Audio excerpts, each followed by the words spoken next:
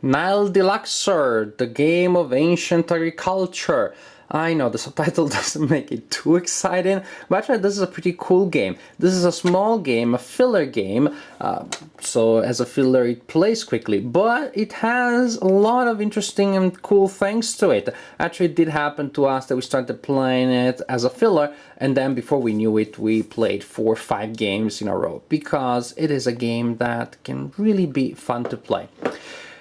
Ancient agriculture, yes, players take on the role of speculators, investors in ancient Egypt, and they're trying to make money and to gain resources out of, well, planting things, and if you're using the monument expansion, also building monuments. Yes, this edition here, the Deluxor edition, comes with a mini expansion, the monuments, and I recommend using that expansion from early on, maybe even in your first game or the second game, because it really adds some cool wrinkles to the game without adding any particular complexity. In any case, the game consists of a main deck of cards, and cards can be resources or they can be speculation cards, such as this one. Then you have a flood card, which is used to indicate the area where you place the cards. That will tell you which area of the board, which regions of Egypt are flooded. Then you have some cards that are used to keep track of the number of seasons and turns the players are playing. A game will last a number of turns or seasons equal to the number of players. 3 players, 3 seasons. We have the mini expansion, as I said, well, 3 cards for the mini expansion, then cards from the monument expansion, cards representing stone that is used to build monuments. Those cards are also added to the deck. Alright, at the beginning of the game, each player receives a hand of cards, which can be speculation or resources. Then the active player takes a turn, and the turn starts with the player flipping a card and placing it in the flood area. That indicates the resource that can be harvested. Yeah, the resource has been flooded by the Nile, that has fertilized the area, that's great. That resource will score this turn. At the same time, that same resource cannot be planted this turn. That means, well, during the game, players will have plantations in front of them. Suppose that it is later in the game, and I have a little plantation of papyrus right there in front of me. When the papyrus card is flipped at the beginning of the turn during the flood phase, I can harvest my papyrus. To this, I take a card from my plantation and I put it face down in my harvest area, in my store pile, call it whatever you want. It is the pile of cards that you will use to score at the end of the game. So that's the main idea. You create plantations so that then you can harvest them when the flood hits that area. And the player that scores doesn't have to be the active player. I may flip the papyrus and another player has the papyrus plantation and gets to score the plantation. Also because there can only be a single plantation of each type on the table at the same time. So there cannot be 2 papyrus plantations, one belonging to me and one belonging to another player. After the flood and harvest phase, the active player gets the option of trading. And this is a completely optional thing. It doesn't have to do any trading, but trading can be done in 2 ways. The players can choose 2 cards from his hand and or from his scoring pile and discard them to get a card out of the deck. That is, to draw a new card and put it in his hand. The player can do the same thing, that is, to get rid of 2 cards from hand and or from the scoring pile to flood again. So, boom, that's it. And then we flood the grapes. It is another flood / harvest phase, so anybody who has grapes will get to score at that point. So those are the 2 options during the trade phase. 2 cards to get a new card or 2 cards to flood again. Then the player, again still the active player, has another option to choose between 2. That is, the player can plant or speculate. Speculation, pretty simple. You place 1 or 2 speculation cards from your hand face up and that's for your speculation phase. Each speculation phase has 2 resources. For example, this one is papyrus and onion. If the next card that is revealed during the flood phase, that is the card that is revealed at the beginning of the next player's turn, matches one of the resources here, then the player gets to draw 3 extra cards. You may play 2 cards, maybe both are correct, then you would get to draw 6 cards. Incidentally, that's sweet. Here we have papyrus and onions. That was my speculation the previous turn. Nothing happens because my speculation card doesn't match anything. So I just discard it. You would discard your speculation cards at the end of your turn, that is at the beginning of the other player's turn, in any case, whether it scores or not. So you can speculate, or you can plant, that is, you can put cards down to start a plantation or to increase, enlarge plantations that you may already have.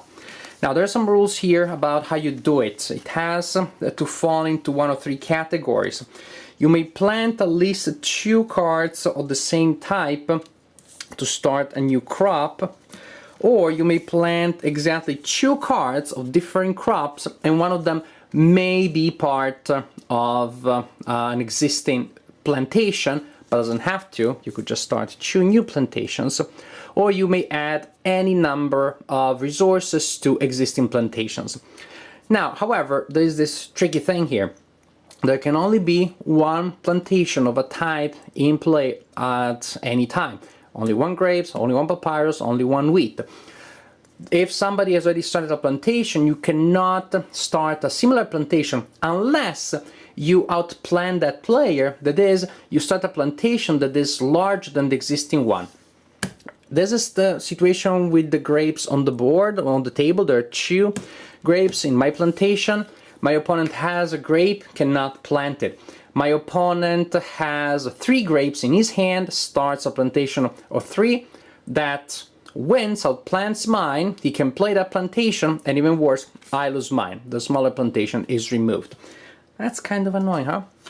So you may think, well, then I'm just going to create some monster plantations. I'm going to create immense plantations so that no one else can ever get to plant that resource. Yes, until the locusts come out of the deck. When the locust card is drawn, where is it? Here it is.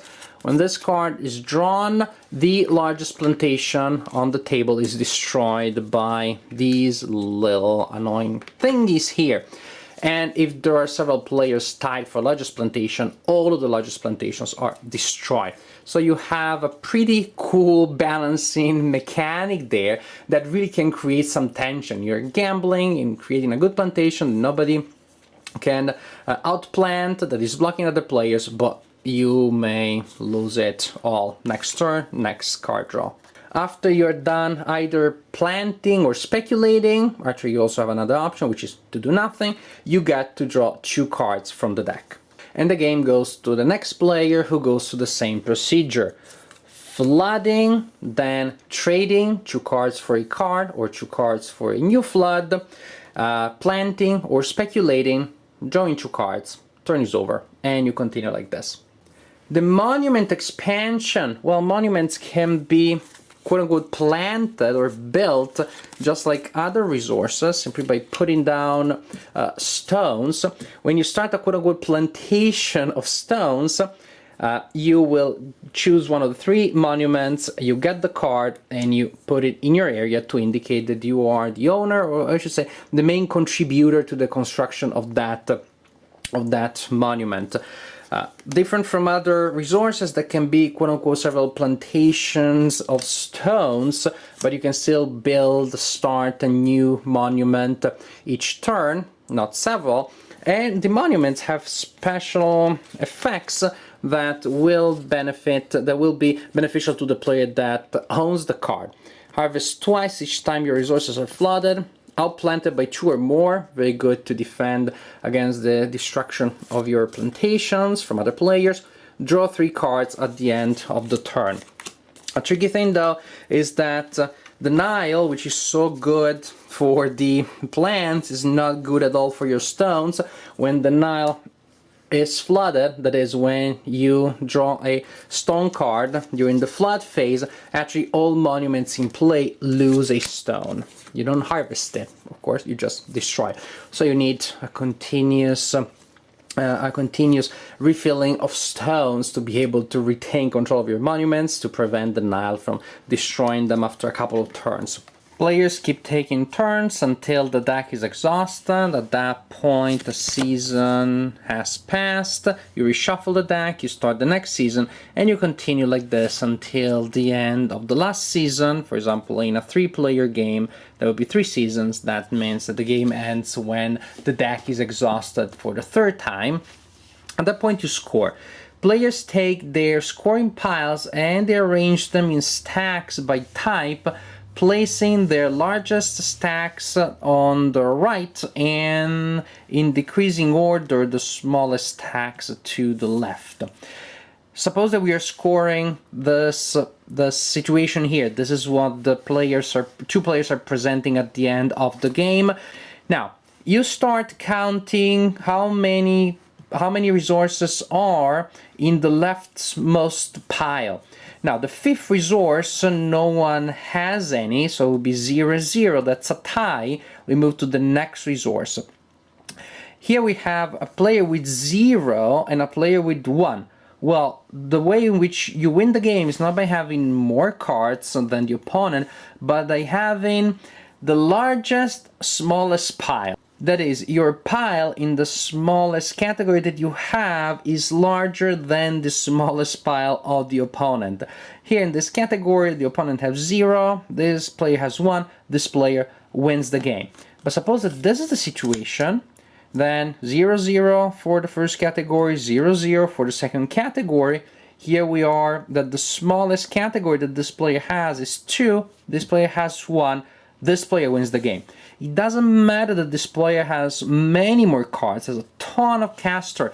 It is about the smallest pile. It is also pretty much about having as many resources as you can, as many varieties of resources as you can, and a good number of each. Stocking up on a single one and neglecting the resources is not going to allow you to win. This is also why there are times later in the game in which you simply start trading your card. That is, you take cards of your scoring pile to trade them for new cards from the deck or to get extra floods. Because if in any case it is from a category that you have a ton, well, you'd better, you probably want to invest those cards to get better chances of getting cards that you do not have yet, or cards in categories that you do not own yet.